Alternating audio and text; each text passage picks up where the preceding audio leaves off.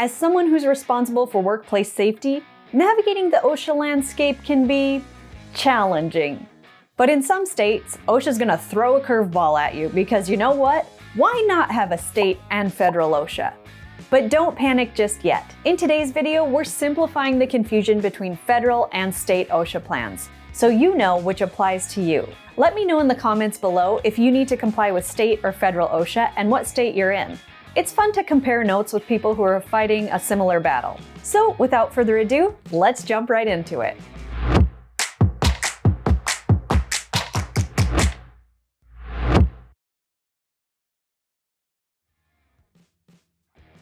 Hi, I'm Rachel with Ally Safety.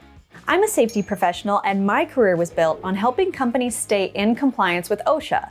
Now, I live on the West Coast, and Washington, Oregon, and California all have their own state OSHA programs, which is charming.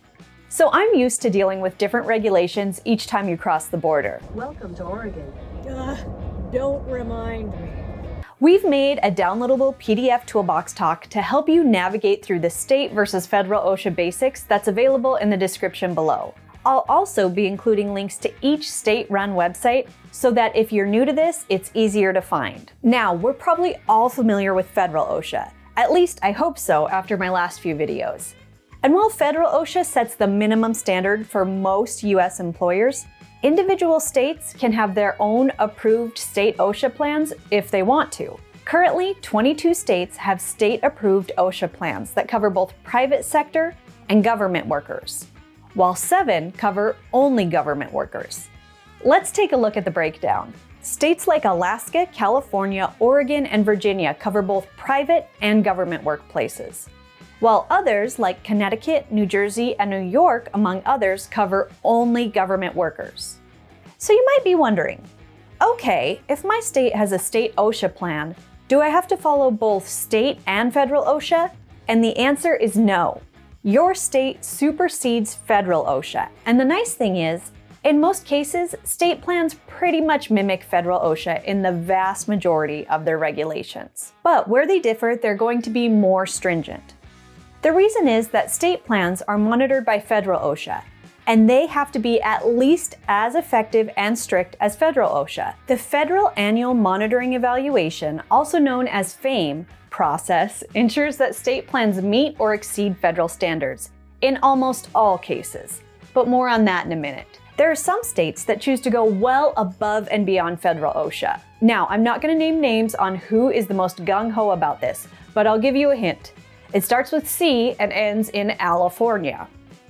As an example, state plans have the authority to set their penalty structures, which may result in higher fines for violations. Cal OSHA is a great example of this. In the case of serious violations, federal OSHA imposes a maximum penalty of $15,625 per violation. But Cal OSHA opts for a penalty of $18,000 with a variance of plus or minus 25%, meaning on the lowest possible end it would be $13,500 in California, and on the highest end could be as high as $22,500. And if you spend time in California very often, you know it feels pretty likely it's going to be the latter. Another example is Cal OSHA also specializes in areas where there are no corresponding federal regulations, such as high-rise window cleaning, repetitive motion, also known as ergonomic injuries, heat illness prevention, and workplace violence prevention in healthcare, which they also recently updated to have a workplace violence program that covers many other industries. But California isn't the only state with some unique requirements. For example, Nevada OSHA requires each person performing physical work on a construction site to complete an OSHA 10-hour construction course, while supervisors have to complete the OSHA 30-hour construction course. Washington's OSHA program, WSHA,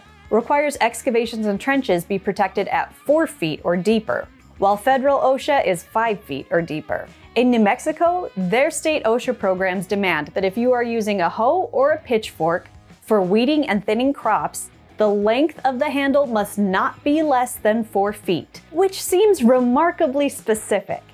And lastly, Kentucky OSHA somehow manages to only require fall protection in residential construction at 10 feet or more in height, which is actually less strict than federal OSHA. which requires fall protection at 6 feet high. This is especially weird because state programs are supposed to be at least as protective as federal OSHA. Now, reports say they are considering lowering it to the 6 feet height in line with federal OSHA, but this particular rule is one that we safety pros all look at and scratch our heads as to why it's allowed, especially when falls from heights are the #1 cause of death in construction. But we don't make the rules, we just help companies comply with them. Now, aside from the standout examples, there are many others that you'll get to know based on the state you work in. In terms of general differences that you need to know, here are a few more between state and federal OSHA. State OSHA agencies often have quicker response times due to their localized nature and larger budgets. This results in faster response to employees' complaints, investigations, and corrective actions.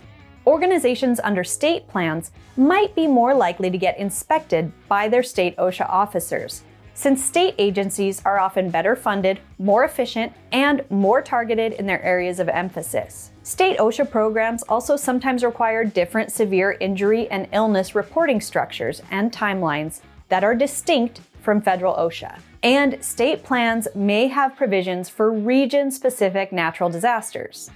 These can include preparedness measures, safety protocols, and support for affected businesses and workers during emergencies. So, those are the main differences between state and federal OSHA. It takes a while to learn the differences if you work in multiple states, but it's not so bad once you get the hang of it. Make sure to download our information guide as a reference to help you navigate the state versus federal OSHA maze. If you found this video helpful, please hit that like button. And if you'd like to see more videos like this, please hit that subscribe button. Thank you so much for watching, take care, and stay safe. Hi, Rachel from Ally Safety here. If you enjoyed this video, make sure to check out the Ally Safety Toolbox Talk membership at allysafety.com. There, you'll find an entire library of videos that are created to make safety entertaining. I'll see you there at allysafety.com.